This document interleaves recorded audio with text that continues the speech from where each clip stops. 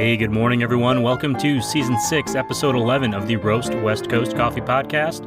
We're officially into the second half of the season. I'm Ryan Wolt, bringing you the stories of coffee professionals, entrepreneurship, and coffee education. This week, I'm sharing my conversation with Andrew Scott, the founder and head roaster of Inflection Coffee in the Mira Mesa neighborhood of San Diego. Andrew is a true garagepreneur, and occasionally during this show, you'll even hear his washing machine doing work in the background. Years ago, I hosted an entrepreneurial blog that featured garage-based businesses, and this conversation filled me with a bit of nostalgia. Not just for that time in my life, but for the stories that I heard and the inspiration that I gleaned, and also for a time when I actually had a garage of my own. What I do have now is a closet podcasting studio. It is where I am recording this intro and drinking a cup of coffee. I hope that wherever you are, you've got a cup of coffee too, and you're ready to get inspired by the entrepreneurial journey of Andrew Scott of Inflection Coffee on the Roast West Coast Coffee Podcast.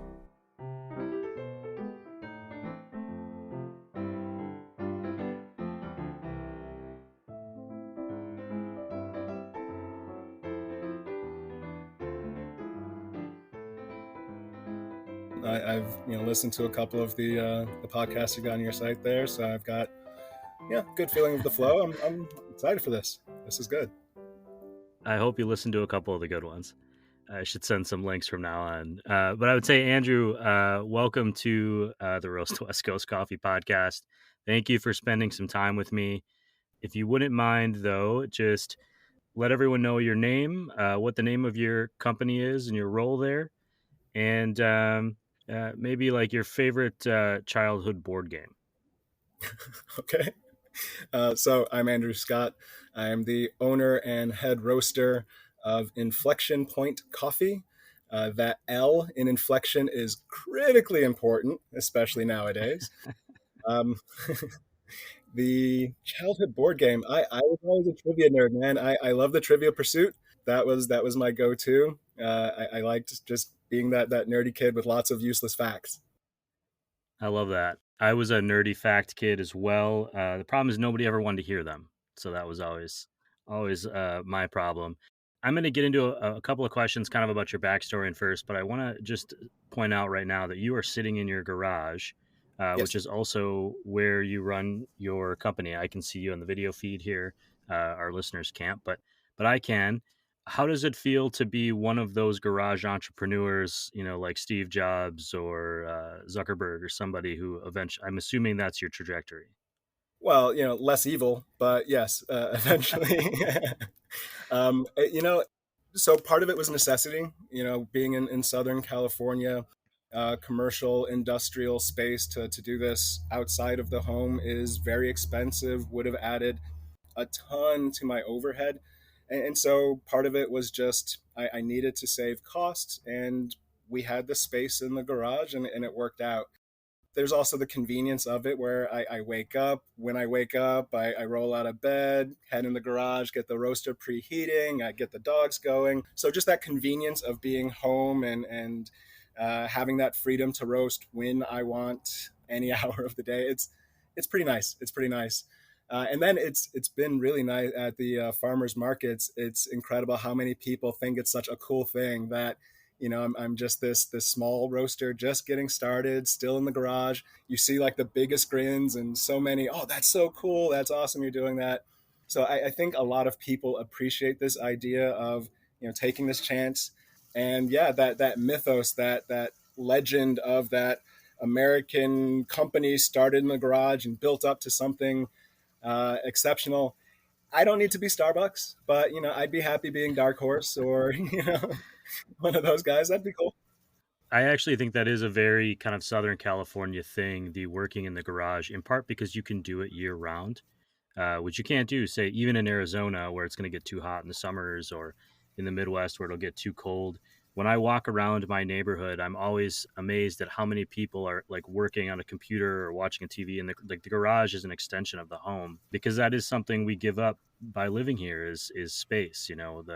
The cost per square foot for rent or mortgage is just so much greater that we maximize every inch of space. I mean, it's why I do this show in my closet, right? It's why I built this studio in the closet and just got rid of a bunch of clothes. We moved here from Chicago about 7 years ago. I started roasting some there, and yeah, as much as I could, you get in the garage just for the smoke. You didn't want the smoke in the house. But man, those winter months, I would basically go in the basement. I find some place where it's just a little bit warmer. It's a little bit easier to deal with. But like this whole system, this structure I have using the solar power and the electric roaster, that could not have worked, in a place like Chicago or in Boston where I got my start. The energy wouldn't be there. The sun isn't there. The fact that, yeah, I can do this year round, it's not an option everywhere, for sure. I knew I felt a connection. I had my very first cup of coffee in Chicago at a place called Star Lounge, and they were serving Dark Matter coffee roasters, which is a great local Chicago roaster if you're in that area. Well, let's back up a little bit before we get into the solar and kind of all of the set. What about you? I mean, was there a first kind of coffee experience that made you think I want to look into this further, or I enjoy this, or that you remember something that set you down this path that you're on now? Oh man, my world of coffee goes back like 25 years. When I was in college, I was on this committee that got a coffee house started on my college campus at Tufts University in Boston. It was called the Brown and Brew.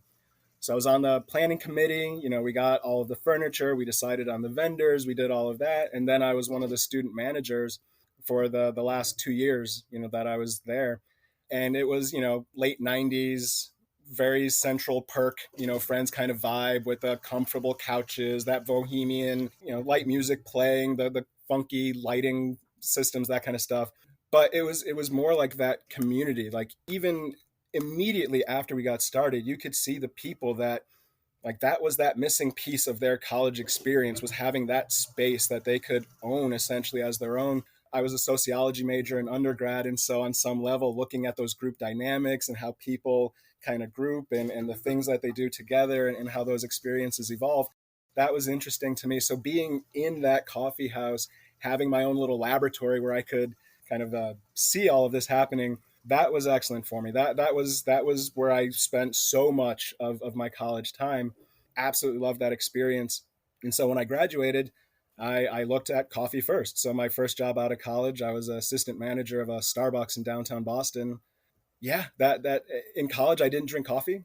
Strangely enough, some kids, they go to college and they dabble with, oh, I'll be vegetarian, or maybe even go like vegan and explore some other religious beliefs. I gave up caffeine and carbonated beverages. Odd. And then once I got to Starbucks through their management training program, they insisted you have to drink their coffee in order to get through that program. And so that was really where I got my first taste of coffee, even though my first experience with coffee and the coffee shop kind of vibe and that sort of thing was in college. So those years from like 19 to 22, 23, that was a pretty coffee intensive time, both on like the small independent college coffee shop kind of feel, and then on the larger corporate managerial side of things as well. And then it was, I took a break. I did some other things. I was a tax attorney for a while. I was a middle school teacher for a while. I dabbled in a few other things, but I was always the coffee guy. Everywhere I worked, every office I was in, every classroom I had, I was the coffee guy. And so, yeah, it was always in the background. And about 10 years ago, I finally got into the roasting side of things. And that just completely opened my eyes to what coffee really could be. That's really interesting that you were always that guy. It hurt me a little bit when you said, I had to do the math in my head when you said the late 90s or 25 years ago. I really had to think about that. And then Yep. Central for our younger audience, Central Perk was the coffee shop in Friends, which I think the younger generation has started watching Friends now, so I don't know. I think I always grew up thinking that the Central Perk in Friends was what coffee shops were supposed to be like, Right. and that's what New York would be like when I moved there. And when I did move there, I realized that I could not afford those same apartments that they had on that show. That was the most disillusioning thing that I had ever seen on television. So you kind of gave us a little bit of this backstory. What tipped you over the edge 6, 7 years ago to make you think, I'm going to get back into this a little bit more seriously, start roasting, and then eventually you're going to start your own business, Inflection Point? Yeah. So on the roasting side of it, my wife was actually on a business trip, and one of her coworkers was talking about doing some home roasting. She just decided or thought that sounds like something that I would get into. I started gardening when we got into our first house because I wanted to grow chili peppers to make my own chili powder. Like that's been my relationship with food. And so when she heard this guy talking about roasting his own coffee, she figured it was something that would resonate with me. And so that was a Valentine's Day present. We said almost 9.5 years ago. It was my first Bmore, that 1600 1 pound roaster, and that first roast was, again, it was just, it completely changed what I thought coffee could be, what I realized coffee could be. And as limited as that first little roaster was, it was still, it gave me a chance to taste a different side of coffee than I'd experienced before, especially working with Starbucks and basically exclusively drinking some of those big, heavy coffees of theirs. So yeah, that was my wife just had a hunch that I would enjoy it, and I embraced it wholeheartedly. And then when we moved to San Diego, I was working for the Princeton Review, that test prep and college admissions company. And so when I was managing our high school programs for San Diego County, and so whenever I would visit the high schools, I would bring samples of my coffee with me, for the guidance counselors. I discovered that the people who ran the front desk, the gatekeepers, if you gave them a little bit of coffee too, a lot of times you can get your name to the top of the list. You could get ahead of some of those other companies that would come in. And so people just, they responded positively anytime I brought my coffee. And I started to get the feeling that they were enjoying my coffee more than my talking about test prep and college admissions work. And so when COVID hit and, everything shut down and pretty much every college in the country went test optional, I decided, well, let me see if I can take this serious hobby of mine that I've gotten some positive feedback and do something more with it. So you decide to start a coffee roasting company. From what it sounds like, you had some experience in college with kind of the pre-business prep of setting up, and the college campuses are a little bit different in how that works and being on that committee. How did you get started in thinking, man, I can run my own business. I'm not working for someone else. I can do this. There's so much more that goes into it than just putting beans in the roaster and then, passing them out, right? You've got a Right. whole Absolutely. operation running. How did you decide, or how did you kind of work through that phase early in the at the beginning of Inflection Point, and then how did you decide on the name and kind of the branding, and what does that mean to you? So let's start with the name and the branding and that piece of it, because that's a fun little story. That one's easier. I originally had this idea. I was going to call it Great Scott Roasters, like GR8. I was going to have 8 different coffee varieties, and that was the plan for it. And then I got my first, like, slightly bigger roaster here, the Aleo Bullet, this little guy, doing a kilogram at a time. And my brother-in-law is up in LA. He does some acting, he does some comedy. He still has a regular job to pay the bills until it really takes off. But when I got the Bullet in, I thought I can go up there and maybe we can do an unboxing video, and that would be my launch, on the social media and that kind of piece of it. So I walk into his house with this box in the roaster, or roaster in the box rather, and he kind of looks at it and he's like, "Man, this is your inflection point." It was something I'd been talking about, starting a roasting company for a few years, but buying that roaster, investing in that piece of equipment, that was the first real step, that concrete step I'd taken toward that goal. And so that was how he kind of, he threw that phrase out there. This is your inflection point, and it resonated. It kind of burrowed into my brain. It was kind of lingering around in the background for a little bit. We never did make that unboxing video, but a couple days later, I got home and I just sent him a text like, "Rohit, look, I'm taking the name. I like it. It resonated. It stuck." All of this was also in 2020, so at kind of the peak of the bad time of COVID, and when things were looking really rough. We were having all of those, racial justice protests, all over the country. So things were looking a little bit dire. And so Inflection Point for me was also an attempt to try to be slightly optimistic that, we had reached bottom, and now we were going to turn the corner and things were going to kind of start improving. So there was that piece of it as well. And then on my coffee bags, the label, I put my logo on the labeling is a coffee graph, the roast of a coffee, the graph of a coffee roast. And so you see that curve, the turning point on the curve, which mathematically speaking is an inflection point. So you've got, these couple of different pieces that all came together, and that was Inflection Point coffee for me. So much better and less, narcissistic than the Great Scott. I like it. And then what was the first part of that? Well, the first part of it is once you decide that you're doing the roasting, but once you decide that you're going to actually pursue this as a business, that's a whole nother type of challenge. How did you kind of work through those beginning phases of that to get to where you are now?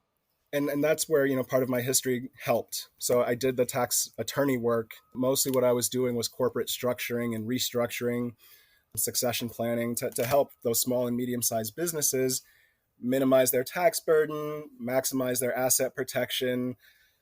That was our pitch. So I had that in the background, right? I had that piece of it. I had that familiarity of reading through laws and regulations and licensing and all of those. Gosh, I mean, it's California is such an incredibly regulated state. It absolutely makes sense, especially when you're dealing with food production. But it is difficult to get through all of the language and to make sure that you're doing everything just the way it should be. My father was always a believer that it's, easier to ask forgiveness than permission. I don't have his luck. So I knew if I didn't do everything right to begin with, it was going to come crashing down on me. So I spent a good bit of time just making sure that I had everything lined up, from financing to entity structure to all of the equipment. I was good to go to make sure that I was doing this legally. My wife also works in like regulatory in that regulatory area. She works in biotech, so she reads a lot of like the FDA requirements and regulations, and so we had that experience between the two of us of being able to navigate and read through all of those requirements and understand it, and make sense of it, to get it up and running. I would take a moment just to say for anyone listening, if you ever want to just be physically confronted with the difficulties of regulation for opening a food business, find your health department website and just download the PDF of codes that are required to open a cafe or a food service business and print it out and then weigh it, because it's not small. No, and honestly, for what I'm doing, it's very easy. What I do, with the coffee roasting, it's non-hazardous. There's zero chance I'm going to get anybody sick, but you still have to comply just in case. And I couldn't imagine at this point, that's part of in the background is that awareness that eventually I may need to look into opening a cafe and what that's going to entail. And I'm looking forward to it, and not, at the same time, I know it's just going to be a massive headache. Well, as a micro roaster, you're working in relatively small batches in your garage. So you kind of have that limit. I wonder, you mentioned it right away early on that you're electric based, you're solar based. Coffee is known to be fairly intensive in its impacts on our planet when you really dig down into it, especially just based on sheer quantity of coffee being drunk every day alone. Mhm. Why was that important to you? Why did you decide to go that route with the solar based? And was it, were you able to easily find solutions as far as like having a roaster that was solar based, or did you really have to MacGyver your garage into a situation that worked for you? So, one, I mean, just being in California, moving here from elsewhere, you're just more aware of, the energy issues, at play. The push for solar here was just a much bigger idea than it was anywhere else, that I'd lived previously. And so that was always kind of in the back of our mind. And then once we bought the house here, that was one of the very first projects, was to get solar installed, just to try to alleviate some of the electric bills, just for our own personal use. We started off, when I got the bullet, the first roaster, that's, a standard 110-volt plug. It's I can plug it into the wall and operate that. That was easy, minimal draw, no problem. That was pretty easy. This year I did expand. I bought a larger roaster. I've got a 3 kilogram electric roaster now, and that was just a whole other thing. One, finding, a larger roaster that was still electric. There are very few. companies that make electric roasters beyond the 1 kilogram size. And then the big company that I was aware of, Geisen, their machine is beautiful. They have a great 6 kilogram roaster. I think they recently just launched a 10 kilogram electric roaster. But man, these roasters, to get them shipped from Europe here, between the exchange rate and the freight, that 6 kilogram electric Geisen was going to run somewhere in that $36,000 range, which is, that's a lot. That's a big price tag on there. Yeah. And so I knew I couldn't quite swing that one. We're trying to do this with minimal debt. We're kind of running even. But I knew the 1 kilogram roaster, it was way too small to keep up with the markets that I was getting into. So I needed something. So I was considering buying, maybe one or two additional bullets and running them together. Maybe that could have worked. But I really wanted something that would allow me to run just a larger capacity. So, China makes everything, so Alibaba, it took some research. You've got to read through reviews. You've really got to dig, and then ultimately keep your fingers crossed and hope that you're getting what you're paying for. But I found a couple companies there that do a 3 kilogram electric roaster, much more reasonably priced, in that like $6,000-7,000 range. So, yeah, that was an excellent purchase. But that bigger roaster meant that I now had a 220 volt connection, and so yes, we had to get the garage wired again. We've got a sub panel that we had to get installed. I've got a separate outlet for it here. It took some doing, and again, additional expenses, just more and more that you have to plug into this thing. And I'm already thinking about what my next roaster is going to be.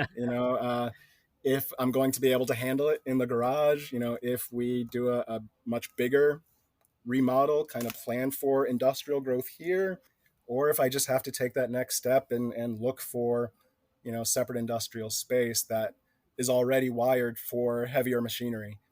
But yeah, again, these things you don't think of ahead of time as you're getting into it, and certainly not as you're expanding. It's there, all of these, the expansion is great, but then there's the cost of the expansion, and then the hope that eventually it's going to pay off.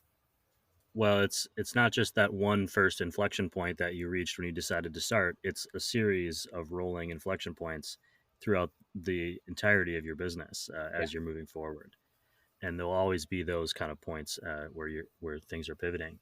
You mentioned earlier that in some of the markets you are in the very famous and well known La Jolla. I think is it the Maker's Air market. You are in, I believe, the Mira Mesa farmers market. But how did you get started with spreading the word and letting people know you existed and they should buy your coffee instead of buying the stuff from the store or wherever, or from one of the other many great roasters in the neighborhood?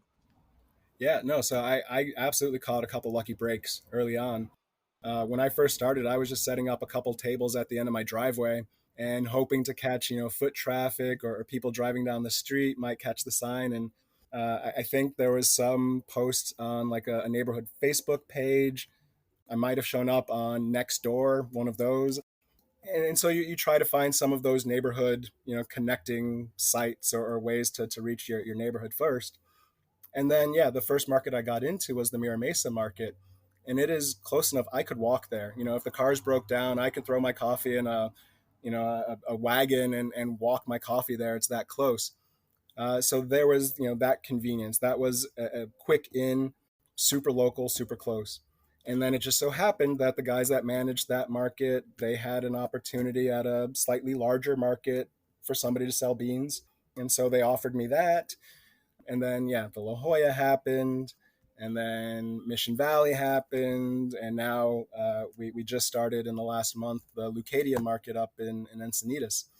So we're there on Sundays as well. So no, I got a couple of really lucky breaks getting into the local markets, and then having those connections help me out and get into like slightly larger markets, and spread from there. My social media, I'll be honest, is probably the weakest part of what I do. My coffee, I stand behind my coffee 100%. It is excellent, but my social media game is weak. I will admit, I did not do any personal social media before I started this business. So I've basically been learning how to use Instagram and TikTok and all of them just in the last year and a half.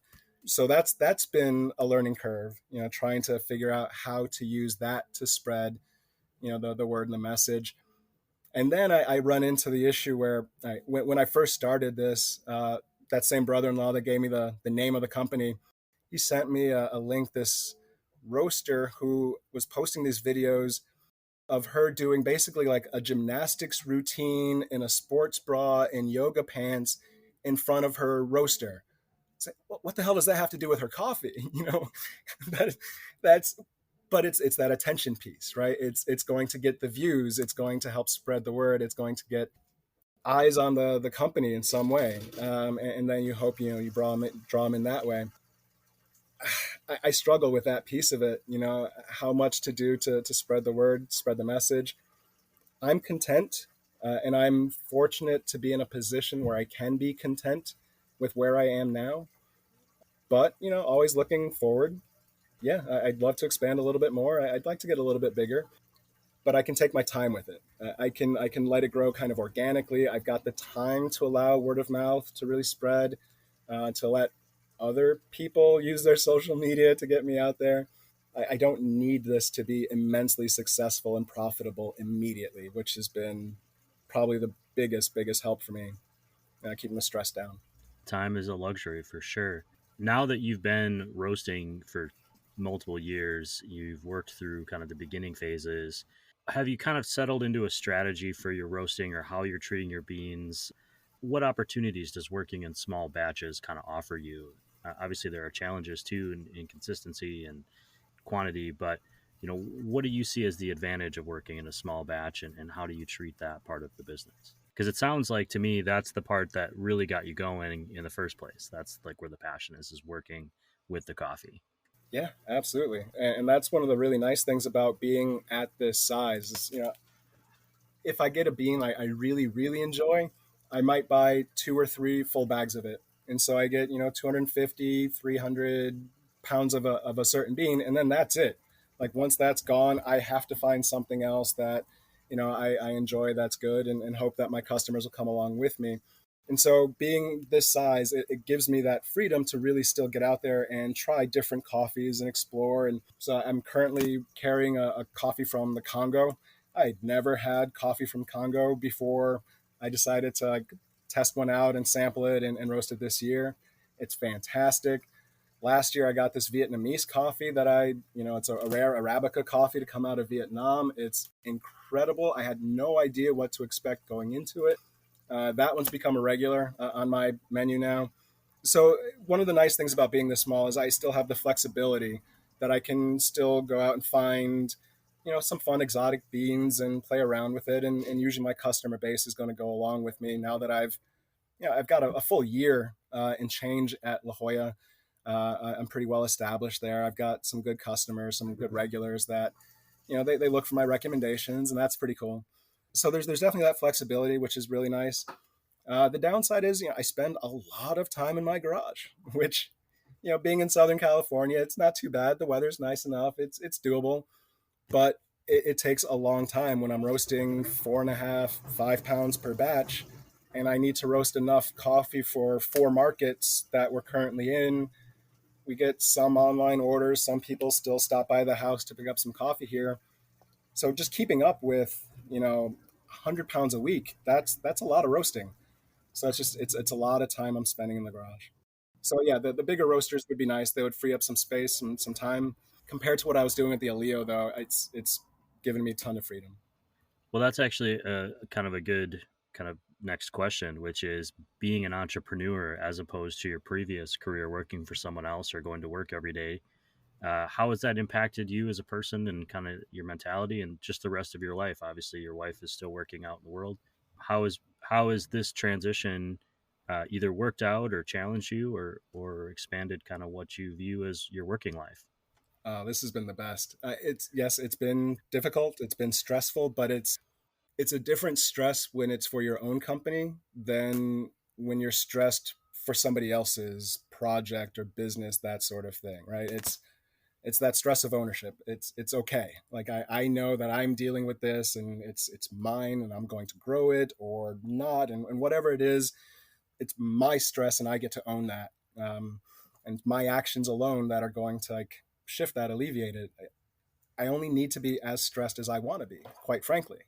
So yeah, if I'm content where I am here with these four markets, this I can do this indefinitely and be perfectly happy. If I want to continue to grow it, yeah, it's going to add some stress. I'm going to, you know, spend some more time away from the dogs and love the dogs, but it's my stress, if that makes sense, you know.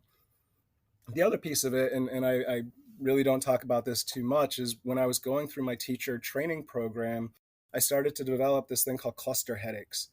So it's just this intense pain. My neurologist here says, that you get that, how bad is your pain today? Like that sign.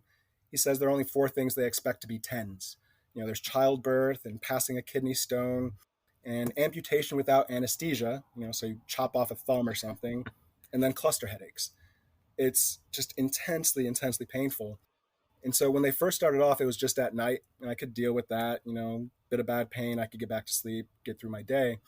Once they started happening during the day, though, that really affects the way I was looking at the work I could do. Like the idea of me being in a classroom full of fifth or sixth graders, and all of a sudden I've got this debilitating headache that literally takes me to my knees and has me in tears crying. I didn't want to do that in front of this classroom of students. That was a terrifying thought. So like a regular 9 to 5, that kind of job, just it wasn't going to work for me for a number of reasons regardless. Finding this and then the freedom of this, the flexibility of roasting when I feel like I can, and the handful of markets that I've got that are 4 hours here, 5 hours there, I can do this, and I know I'm my head's going to be fine. I can deal with it, and it's not an issue there. So yeah, that freedom has been great, but this is only possible, and for me, this idea of starting a business here, it only works here for me because my wife works in biotech and makes the kind of money that actually pays our bills. I could not survive just doing this, at least not at this level, in Southern California. There's not enough profit there. So having her, having our relative level of comfort that we have, it's the only thing that's made it possible for me to get this thing going to this point. Sure. And you can let me know if this is too personal of a question, but does that ever cause you any anxiety or stress knowing that she's taken on that part of the challenge? Or do you feel like this is part of the growth of what my business will be, and I will get to a point where I am also doing this? And I only ask that because those are feelings that I have personally. I'm in a similar situation, and I grew up at roughly the same time as you, Mm-hmm. with this kind of ideal that like I'm supposed to make a certain amount of money and I'm supposed to do a certain amount of things. How do you manage that part of the emotion of being an entrepreneur? Because that is the risk you have to have. If you have a partner, they have to be on board because they are fully impacted by your choices as well. Absolutely. Now, again, so for us, it helped that I didn't have to tap into our savings or take any money that we'd saved. I sold my baseball card collection to fund this thing. I had like 7 Mike Trout rookies, 4 Steph Currys, a Tom Brady, a Tim Duncan, one LeBron, and like a Justin Verlander. Like these incredible rookie cards that I got graded and sold in 2020. I made like 25, 30 grand, selling those handful of cards. So that was really the seed money to start this thing, to fund it. So that took a lot of stress off, that, I'm not kicking into our savings. I'm not eating or taking away from anything that we need to survive and to live. It's reached a point where the business itself is self-sustaining. I've taken a little bit of money out of it this year, not a ton, but it can keep itself going. I've gotten big enough, so there's that point there. But like you said, I mean, the big thing is having that communication, having that talk with your partner, whoever you're with, and having that realistic understanding of this is what we're going to go through.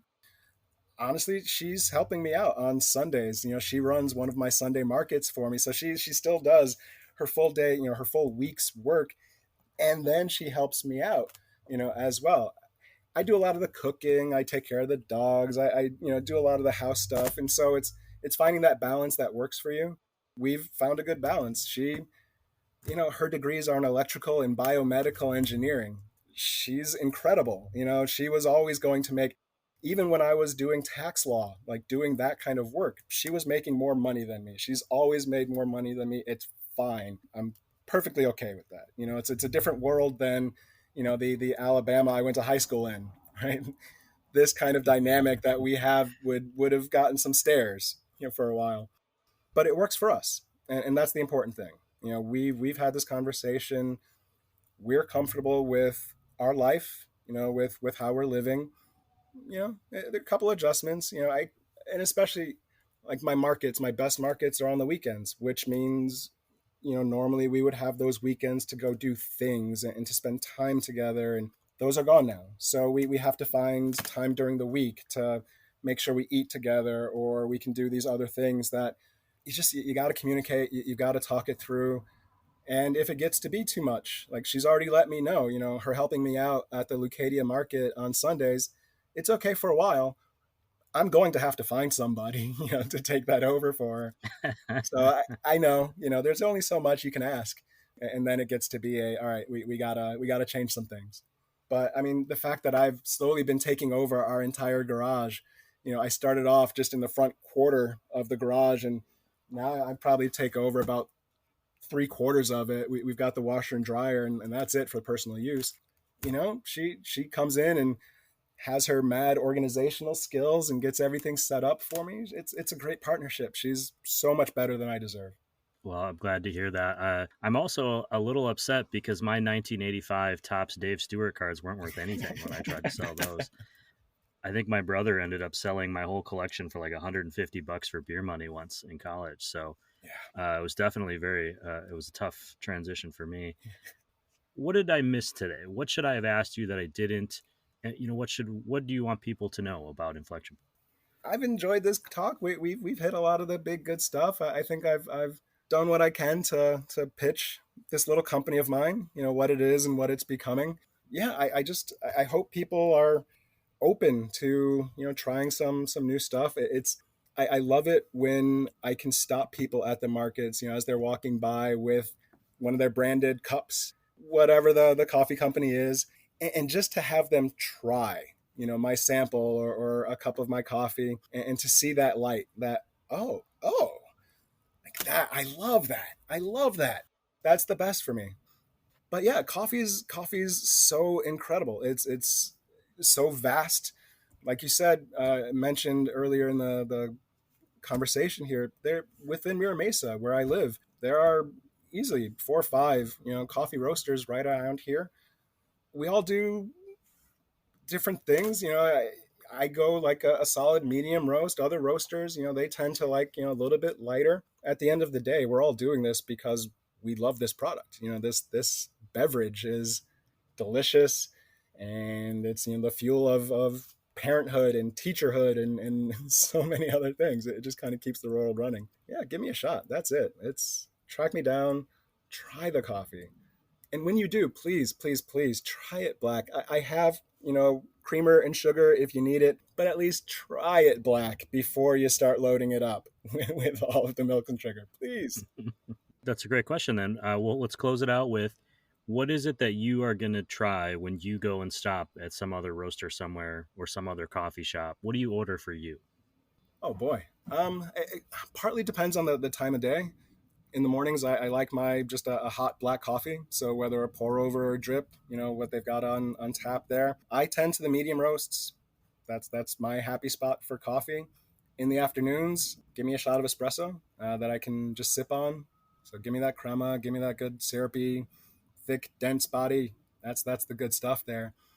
And you can tell a lot by a coffee place, especially with just a straight shot of espresso without anything added to it, pure, unadulterated. You can get a good sense of the quality of their beans, how well their bar staff are trained, the whole thing. Just one shot of espresso can tell you so much. So that's my go-to. Very cool. Andrew, I really just appreciate you coming on the show, taking some time out of your morning to spend with us. And I'm looking forward to trying your coffee. I didn't know you were at the Leucadia Market, which I go to. Excellent. Hopefully I'll run into you sometime soon. Yeah, excellent. Looking forward to it. Yeah, love it. Today I'll be Mira Mesa. I'm just, as soon as we sign off here, I'm getting all of my containers, my bins, everything together to go do that Mira Mesa Market this afternoon. Yeah, it's the markets have been excellent. Honestly, it was a chance to remember how to talk to people after some of the COVID lockdowns and feeling like you were stuck inside and just with this one other person for so long. Being in the farmers markets, I got practice having conversations again. It was fun. It's been a blast.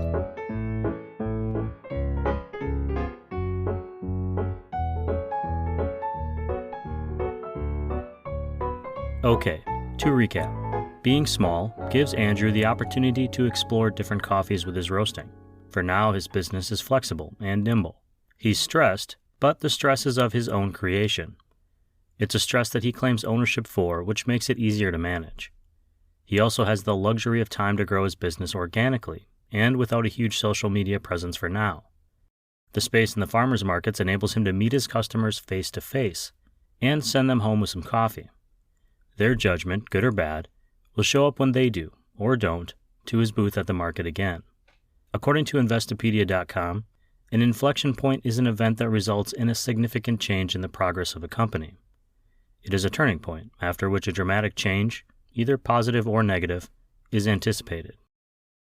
As an entrepreneur building a company, sometimes the inflection point can be predicted, but often it is only seen in retrospect, when the full scope of success or failure can be seen. The same goes for a coffee roast. As you're following your roasting curve and the temperature inside the drum and the coffee bean are changing, you'll see the drastic turning point or inflection point in the curve itself as the bean temperature begins to heat up. The curve's trajectory is headed up, and hopefully so is the future of Andrew and Inflection Point Coffee. I checked in with him recently to see if there was anything new going on, and his response was, quote, "This year has really been about the growth from hobbyist home roaster to full-fledged business. It's been a fun and terrifying process. Ultimately, I'm just really excited for where things are headed." End quote. Finally, Andrew and his coffee can be found at farmers markets in the San Diego area, specifically the Mira Mesa Market on Tuesdays, Mission Valley Market on Saturdays, and both La Jolla and Leucadia on Sundays. You can find more details online at inflectionpoint.coffee, which is also where you can order some beans for yourself. Just as Inflection Point is growing, so is Roast West Coast.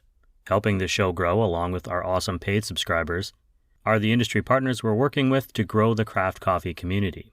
They include Café La Terre, Moster Coffee Company, Camp Coffee Company, Steady State Coffee Roasting, Coffee Cycle Roasting, Ignite Coffee Company, Maria Coffee, Cape Horn Coffee Importers, Ascend Coffee Roasters, and First Light Coffee Whiskey.